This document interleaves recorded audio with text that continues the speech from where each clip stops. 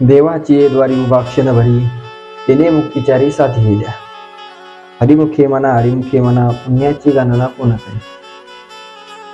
आपल्याला जर देवाच्या द्वारात उभा राहायचं असेल, भगवंताच्या द्वारात जर जायचं असेल, तर भगवंताच्या द्वारात जाण्यासाठी हरिमुखे म्हणा हरिमुखे म्हणा.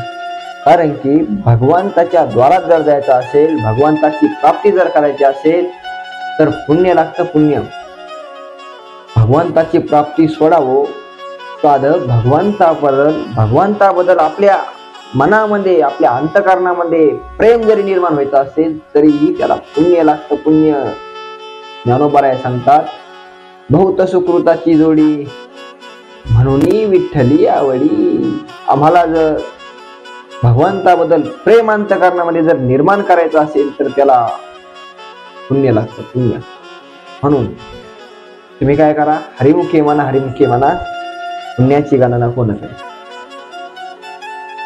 पुण्य केल्याशिवाय आपण भगवत प्राप्ती करू शकत नाही.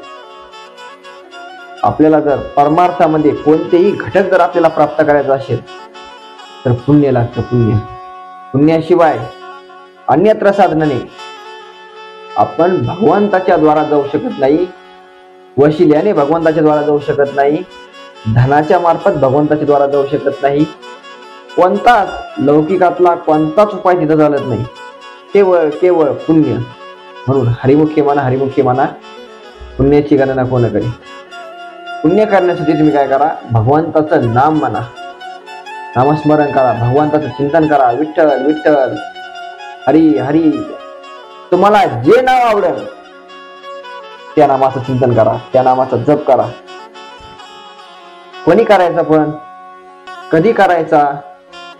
ज्ञानोबा सांगतात, तुम्हाला काहीही त्याच्यासाठी सोडण्याची गरज नाही.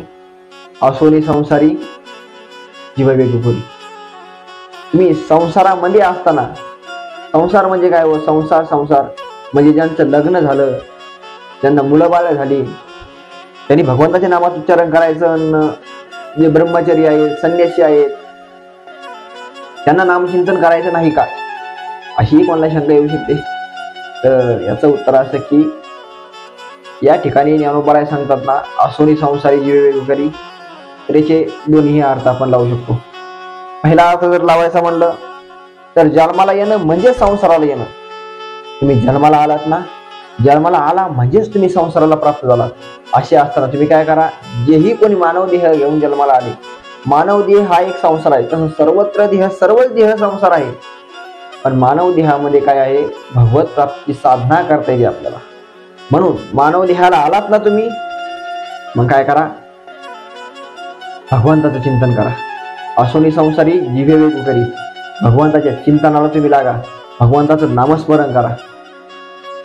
वेदशास्त्र बारी वाय सदा, असत नाही मी सांगत नाही, ज्ञानोबा म्हणतात मी सांगतो असं नाही, तर वेदशास्त्र बारी वाय सदा.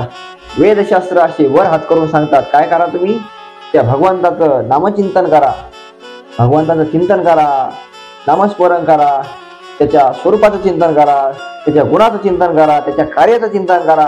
पण काय करा, काहीही करा, भगवंताचं तुम्ही जीवनामध्ये भगवंताचं चिंतन जर नाही केलं आणि अन्य कोणतेही उपाय जर केले, तर तुम्ही आपला मानव देह व्यर्थ घातला, याचा अर्थ असा होतो.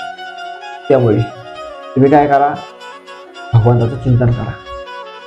तुम्ही जनशाही शास्त्र कारण 18 पुराण हरीशी गाती. सर्व शास्त्र, सर्व वेद अनंत बोलिला, अर्थ तुकाशी साधिला. विठोबाशी शरण जावे, निज निष्ठा नाम गावे. आपल्याला मानव देहच कशासाठी मिळालेला आहे, भगवंताचं नामचिंतन करण्यासाठी मिळालेला आहे.